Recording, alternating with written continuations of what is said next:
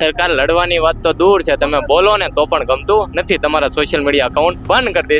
મને યાદ છે કે એનબી વોટરે મારું ઇન્ટરવ્યૂ લીધું હતું કે તમારું અકાઉન્ટ બંધ થઈ ગયું, તમે શું કહેશો, કોણે કરાવ્યું? અને સેમ વસ્તુ 10 દિવસમાં તેમની સાથે થઈ. તેમના પણ 3 થી 4 અકાઉન્ટ બંધ કરી દીધા, મારા 7 વખત અકાઉન્ટ બંધ કરી દીધા. કેમ?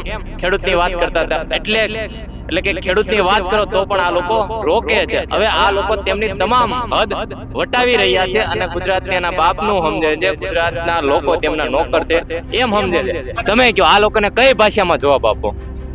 લાતો કે ભૂત બાતો છે નહીં માનતે. એટલે આ લોકોને સમય સાથે જવાબ આપવો જ પડશે. આજ ગાંધી ચિંધ્યા માર્ગે કામ કરવી છે, કાલે સરદાર બનીને પણ આ લોકો સાથે કામ કરવું પડશે. બાકી થાંભલા તો નીકળશે, આજ નહીં કાઢવી તો સરકાર કાઢીને પછી કાઢશે, બાકી થાંભલા તો નીકળશે. ખેડૂત જે બોલે છે એ સરકારને ગમતું નથી, પહેલી વાત તો એ છે. પણ જ્યારે વોટ જોતા હોય ત્યારે ખેડૂત ગમે છે, પણ અત્યારે નથી ગમતા એને. અને બેન થવાના કારણ ઘણા બધા છે કે એ હાથે કરીને પણ કરાવતા હોય. ઇન્ડિયામાં બેન કરી દે જેથી ખેડૂતોનું આંદોલન તૂટી જાય, એના માટે બેન કરવામાં આવે છે. જ્યારે ન્યાય મેળવવાનો સમય આવશે ત્યારે ન્યાય માટે તમારે ઊભું રહેવું પડશે, ન્યાય માટે તમારે બોલવું પડશે. જ્યારે તમે ખેડૂત લોકો મૌન રહેશો તો એ અન્યાયને સમર્થન આપ્યું કહેવાશે. એટલા માટે આપણે ખેડૂતોએ એક થઈને આ આંદોલન કરવું પડશે અને કરીએ છીએ. લોકલ મીડિયા જે ઇન્સ્ટાગ્રામ અને ફેસબુકમાં ચલાવો છો એનો ખૂબ ખૂબ આભાર. કેમ કે અમે ઘણા ટાઈમથી આ ગૂગલમાં અને એમાં સર્ચ કરી છે, કોઈ મોટું નેશનલ મીડિયાએ આને ધ્યાનમાં લેતું નથી. કેમ કે ગુજરાતમાં આટલી સંખ્યામાં ખેડૂતો અહીંયા ટેકો દેવા આવે છે તો એને કોઈ મીડિયા મોટું મીડિયા હાઇલાઇટ કરતું નથી. એના માટે તમારો પહેલા સૌથી ખૂબ ખૂબ આભાર. ગરદાકાંડમાં તો રાજુ કરપડા હીરો થઈ ગયા હતા. એ કહેતા ખેડૂત નેતા છું, ભાજપમાં જોડી ગયા. તો અમારો હીરો કચરામાં ખોવાનો છે, કોઈને જડે તો કહેજો. પણ એ તો ત્યાં છે ને, તમારા ત્યાં જ છે ને. તો અમારે ત્યાં ક્યાં છે? અમારે ત્યાં નથી ને. અચ્છા.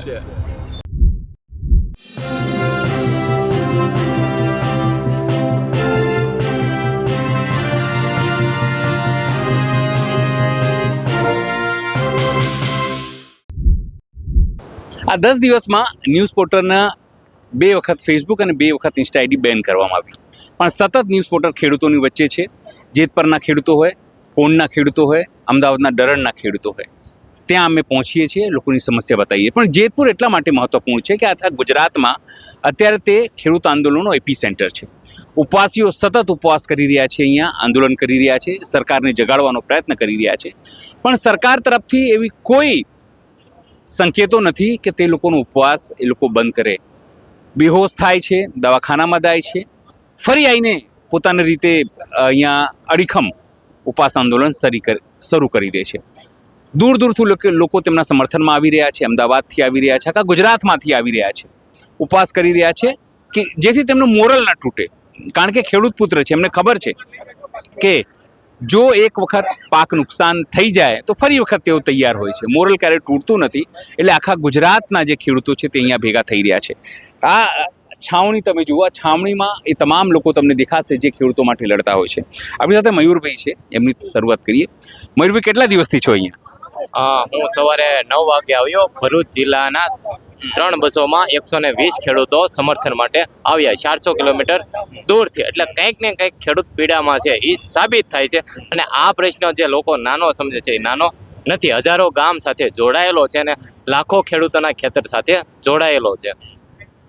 કેમ લાગે છે આટલા દિવસથી લોકો ઉપવાસ કરી રહ્યા છે? એવું નથી કે એ લોકો નાટક કરી રહ્યા હોય કે જેને પાણી પી લેતા હોય કે આ કરતા હોય. જેન્યુન સવાલ છે. એટલા દિવસથી, મહિનાઓથી આ સમસ્યા છે, દેખાય છે. પણ સરકારને એવું લાગે છે કે કંઈક પડી ના હોય, છોડી દીધું હોય, ભાઈ જે કરવું એ કરો, અમે અમારી રીતે કરીશું, તમે તમારી રીતે કરો. તમને તો ખ્યાલ આવી ગયો 10 દિવસમાં કે આ સરકાર લડવાની વાત તો દૂર છે, તમે બોલો ને તો પણ ગમતું નથી. તમારા સોશિયલ મીડિયા અકાઉન્ટ બંધ કરી દે. મને યાદ છે કે એનબી વોટરે મારું ઇન્ટરવ્યૂ લીધું હતું કે તમારું અકાઉન્ટ બંધ થઈ ગયું, તમે શું કહેશો, કોણે કરાવ્યું? અને સેમ વસ્તુ 10 દિવસમાં તેમની સાથે થઈ. તેમના પણ 3 થી 4 અકાઉન્ટ બંધ કરી દીધા, મારા 7 વખત અકાઉન્ટ બંધ કરી દીધા. કેમ? ખેડૂતની વાત કરતા હતા એટલે કે ખેડૂતની વાત કરો તો પણ આ લોકો રોકે છે. હવે આ લોકો તેમની તમામ હદ વટાવી રહ્યા છે અને ગુજરાતને એના બાપનું સમજે છે, ગુજરાતના લોકો તેમના નોકર છે એમ સમજે છે. પણ ખેડૂતનો અવાજ દબાયો નથી અને દબાશે પણ નહીં. કેમ કે આ સરદાર વલ્લભભાઈ પટેલનું ગુજરાત છે, જેને વાવતા આવડે ને વાટતા પણ આવડે, સરકાર હોય કે પાટ. પણ હવે મયુરભાઈ શું કરાશે? કારણ કે अब તો સરકાર છે, આખી સમસ્યા ખાલી અહીંયા એક જેતપરની નથી. તમે સુરેન્દ્રનગર જતા લો, તમે ભરૂચ જતા લો, તમે નવસારી જતા રહો, તમે કચ્છ જતા રહો, સમગ્ર ગુજરાતમાં આવી સ્થિતિ છે. ખેડૂતો પોતાની રીતે અહિંસાત્મક આંદોલન અહીંયા કરી રહ્યા છે, ગાંધી ચિંધ્યા માર્ગે આંદોલન કરી રહ્યા છે, ઉપવાસ આંદોલન કરી રહ્યા છે, એમની તબિયત પણ લથડી રહી છે તમામ, છતાં કોઈ પણ રિસ્પોન્સ નથી સરકાર તરફ. હવે આ લોકોને કઈ હદ સુધી નિષેધ આવી જશે એ ખબર. 186 ધારાસભ્યો છે, 182, 182. એમાં સત્તા પક્ષના કેટલા ધારાસભ્યો? 167. કોઈના મોઢામાંથી ખેડૂતનો ખ નીકળ્યો? કોઈ એક નેતાના મોઢામાંથી ખેડૂતનો ખ નથી નીકળ્યો. અને તમને ખ્યાલ છે કે આ મુદ્દો 1 વર્ષથી ચાલે છે. કચ્છથી શરૂઆત થયો છે, ખેડૂતને પકડીને જેલમાં નાખે છે, ખેડૂતના ગળા સુધી પહોંચી ગયા. ખેડૂત પૈસા માટે પોતાની મા બેન દીકરીઓને આગળ કરે છે. આ ભાજપના ધારાસભ્યોનું તમને ખ્યાલ હોય તો વક્તવ્ય છે, તેમનું પ્રવચન છે કે ખેડૂત પોતાની મા બેન દીકરીઓને આગળ કરે છે પૈસા માટે. હવે આ લોકોને આપણે શું કહેવું? તમે કહો, આ લોકોને કઈ ભાષામાં જવાબ આપો? લાતો કે ભૂત બાતો છે નહીં માનતે. એટલે આ લોકોને સમય સાથે જવાબ આપવો જ પડશે. આજ ગાંધી ચિંધ્યા માર્ગે કામ કરવી છે, કાલે સરદાર બનીને પણ આ લોકો સાથે કામ કરવું પડશે.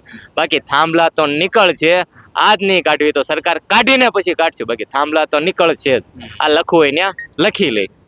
હવે તો બીજા યુવાનો પણ, તમે લોકો તો શાંતિપુરા ચોકડીથી ગાંધીનગર જવા પણ આવ્યા હતા, અહીંયા પણ તમે લોકો છો. શું લાગે છે ક્યારે અંત આવશે? આવી રીતે તો ખેડૂતો જાય, ખેડૂતોના આ લોકો બિચારો બાપડો સમજે છે, જ્યારે ખેડૂતો જગતનો છેન પકવે છે, પણ આ લોકોને કિંમત નથી ખેડૂતોની.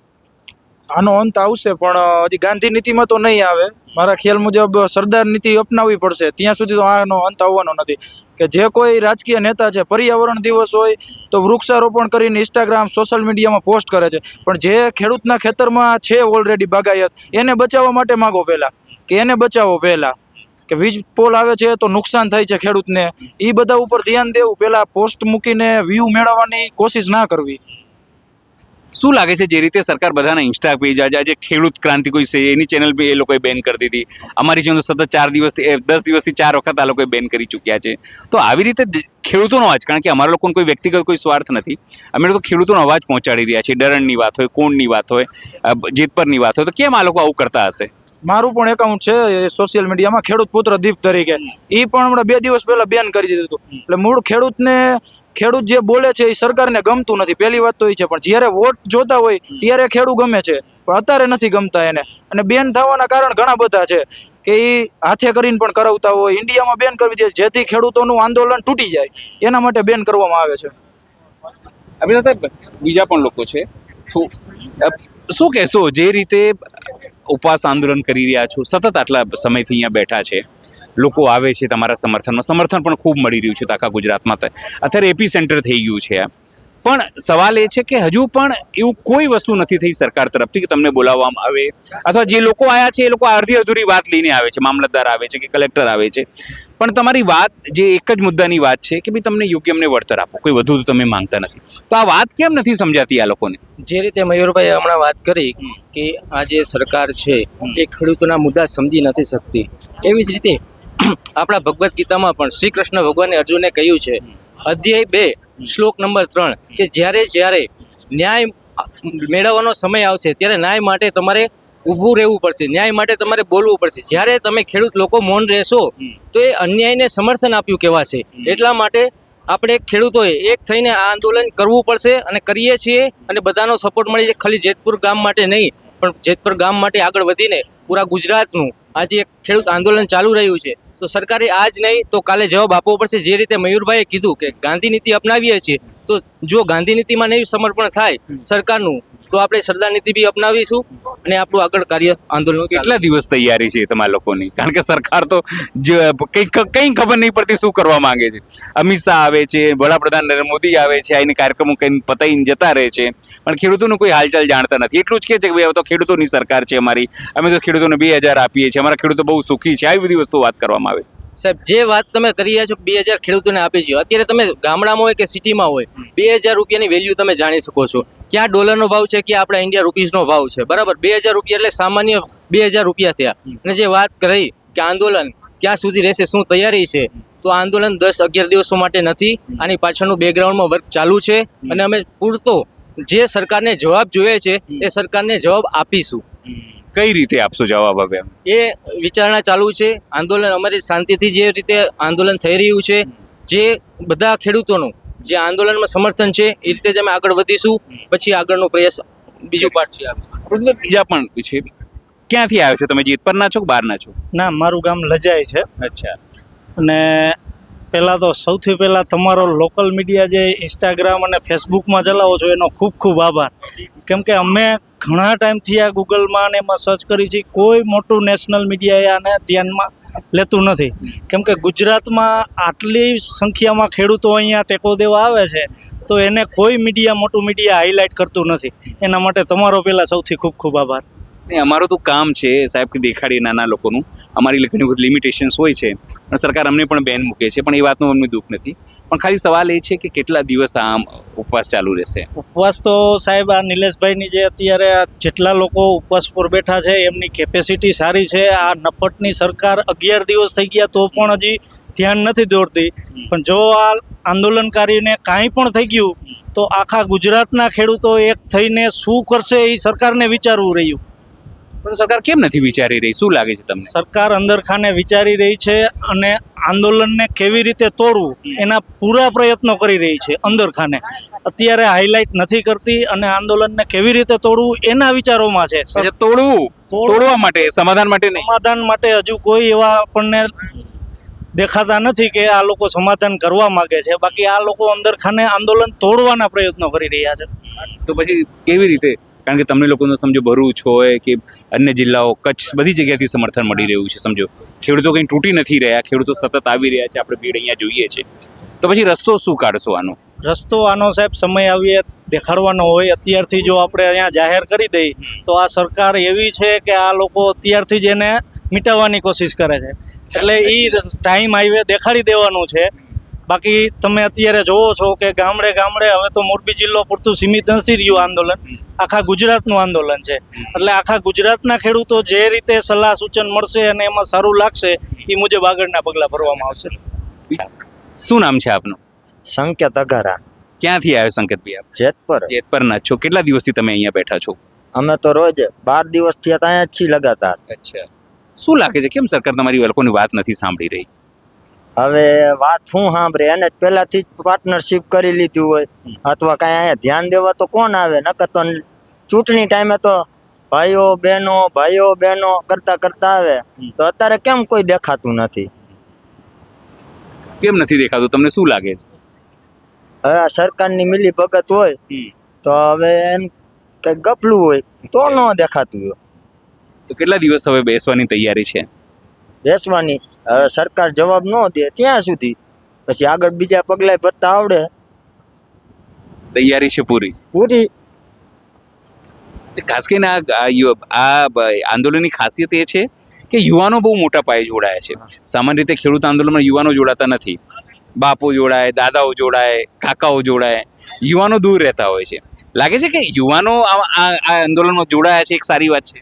બહુ સારી વાત છે. કેમ કે અત્યાર સુધી તમે જુઓ તો ખેડૂતોના પાકના બિયારણથી લઈને પેસ્ટિસાઇડથી લઈને અને પાકના ભાવ, બધા ભાવ સરકાર નક્કી કરતી હતી. હવે અમારી જમીનના ભાવ એ જો સરકાર નક્કી કરવા માંગતી હોય તો એ આ યુવાન છોકરાઓને અને ખેડૂત પુત્રોને ક્યારેય મંજૂર નથી. એટલા માટે હવે ખેડૂતોના છોકરા આગળ આવ્યા છે. શું કહેશો? કીધું એમને યુવાનો આગળ આવી ગયા છે. હવે તો ક્રાંતિ તરફ જઈ રહ્યું છે દેશ, એવું લાગે છે? ક્રાંતિ આ એક ક્રાંતિ જ કહેવાય ને કે ખેડૂત અહીંયા ભૂખ્યા બેઠા હોય તો હવે નાના બાળકો હવે સ્કૂલેથી રજા હોય તો એક દિવસનો પ્રતિક ઉપવાસ કરે. તૈયારી પૂરી છે? ફૂલ. સ્વાભાવિક છે કે સૌથી મોટી વાત એ છે આ આંદોલનની કે તમને યુવાનો દેખાશે આ સ્ટેજ ઉપર ઉપવાસ કરતા, પ્રતિક ઉપવાસ કરતા. એટલે જે એક વાત કહેવાતી કે ખેતી સાથે યુવાનો દૂર થઈ રહ્યા છે, ખેતીની પદ્ધતિથી યુવાનો દૂર થઈ રહ્યા છે. યુવાનો જે છે એ ખેતી તરફ નથી જતા, પણ આ આંદોલનમાં તમને યુવાનો દેખાશે જીન્સ પેન્ટ પહેરીને, શર્ટ પેન્ટ પહેરીને અહીંયા ખેડૂતો માટે લડતા દેખાશે. એમને ખેડૂત પુત્ર કહેવામાં પણ હવે ગર્વ થઈ રહ્યું છે. કારણ કે પહેલાં કહેવાતું કે ખેડૂત પુત્ર કહો એટલે કેવું કે ગામડિયું હશે, આ હશે, તે હશે. પણ અત્યારે પહેલી વખત આંદોલનમાં એવું થયું છે કે યુવાનો આવી રહ્યા છે અને પોતાને કહી રહ્યા છે જીન્સ પેન્ટ પહેરીને કે હવે અમે અનાજનો ભાવ અમે નક્કી કરીશું, અમે અમારા જમીનનો ભાવ અમે નક્કી કરીશું. બીજા પણ એક યુવાન છે, આગળ આવો, થોડા આગળ આપણે વાત કરીશું. શું કહેશો જે રીતે હવે તમે લોકો આગળ આવ્યા છો, કેટલા દિવસ આંદોલન થશે ને મૂળ વસ્તુ સરકાર કેમ નથી સમજી રહી કે સામાન્ય તમે ભાવો તો માંગી રહ્યા છો કે ભાઈ અમને જમીન અમારે પૂરતા ભાવ આપો, કેમ નથી સમજાઈ રહ્યું આ લોકોને? તો પહેલી વાત તો હું મીડિયા સમક્ષ એ રજૂ કરવા માંગીશ કે હું બોટાદ જિલ્લામાંથી બિલોંગ કરું છું અને બોટાદથી તમે સમર્થન માટે આવ્યા છો? બોટાદ જિલ્લામાંથી હું એક જ છું અત્યારે હાલમાં સમર્થનમાં.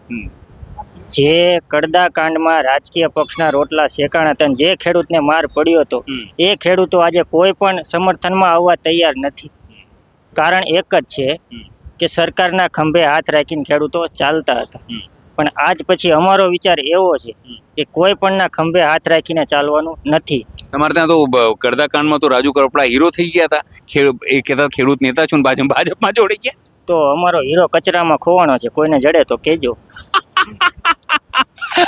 પણ એ તો ત્યાં છે ને, તમારા ત્યાં જ છે ને? તો અમારે ત્યાં ક્યાં છે? અમારે ત્યાં નથી ને. અચ્છા. કોઈ ખેડૂત આવવા તૈયાર નથી સમર્થન માટે, ખાલી ખેડૂતનું સમર્થન આપવા માટે તૈયાર નથી. આટલી સરકારની બીક બેસી ગઈ છે ખેડૂતના મનમાં. એ ડરાઈ દીધું છે આ જે મારકુટ થયું હતું ત્યાં. નિર્દોષ લોકોને માર્યા. તો કેમ ત્યાં કોઈ સમર્થનમાં ના આવ્યું? કારણ કે આટલા બધા લોકોને કર્યા પછી તો ડર લાગે છે, બધા મારવાનો ડર લાગે છે, પૂરી દેવાનો ડર લાગે છે. 3 મહિને નિર્દોષ લોકો છૂટ્યા છે. મેં મારી નજર સામે જોયેલું. જે ભાઈ મારી બાજુમાં ઊભા હતા એને 3 મહિનાની સજા પડી હતી. ક્યાંય પથ્થર મારામાં કે ક્યાંય પણ નહોતા, મારા ગામની બાજુના જ હતા, છતાં પણ એમને 3 મહિના જેલમાં રાખવામાં આવ્યા. એ કારણથી આજે કોઈ આવવા તૈયાર નથી. તમે એકલા જ આવ્યા? અને બીજી વાત એ છે કે ખેડૂત માટે જે ગામડામાંથી અવાજ ઉઠે છે ને, એને દબાવવાના પણ પ્રયત્ન થાય છે. કઈ રીતે? કે તમે કોઈ પણ ખેડૂતના સમર્થનમાં ન રહેશો. જે સત્તા છે એ સત્તા પક્ષમાં રહ્યો અને એમની સાથે કામ કરો, તમારો પણ ફાયદો થશે અને સરકારનો પણ ફાયદો થશે. તો કહેવામાં આવી રહ્યું છે. પણ તમે તો આયા છો યાર, તમે તો તમે કહો છો બાકી તમે તો આયા છો હિંમત કરીને. હા, મારામાં તો હિંમત છે અને હું બીજાને પણ હિંમત આપીશ. પણ ચિંગારી તો આવી રીતે જ લાગે ને પછી તો. તમે તો હિંમત કરીને આયા ને. હા, હું આવ્યો છું, મને જોઈશે તો બીજાને પણ એમ થશે ને કે હું પણ જાઉં. તમે સાંભળ્યું કે કઈ રીતે ગામડાઓમાં લોકોને ડરાવવામાં આવી રહ્યા છે. પણ સવાલ એ છે, મેં તમને પહેલાં જ કીધું કે યુવાનો આ આંદોલન સાથે જોડાઈ રહ્યા છે.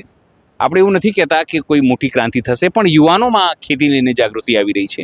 તે એક જ વાત કહી રહ્યા છે કે કોઈ તેઓ સોનાની પાટો કે ચાંદીની પાટો નથી માંગી રહ્યા.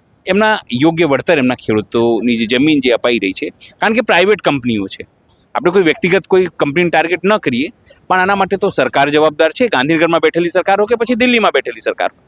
સવાલ એટલું જ છે કે તેમને યોગ્ય વળતર માટે કેમ ઉપવાસ આંદોલન કરવું પડી રહ્યું છે? તેમને પોતાના પાકના ભાવ માટે કેમ આંદોલન કરવું પડે છે? કેમ જ્યારે એ બજારમાંથી વસ્તુ લેવા જાય તો મોંઘી અને પોતાની વસ્તુ વેચવા જાય તો સસ્તી? આ તમામ સવાલો છે, જે સવાલોનો જવાબ આ મંચ જે આપણે જેત પર બેઠા છીએ ત્યાંથી લેવા માટે ખેડૂતો મક્કમ છે. સહયોગી વૈભવ સાથે અનિલ પટેલ.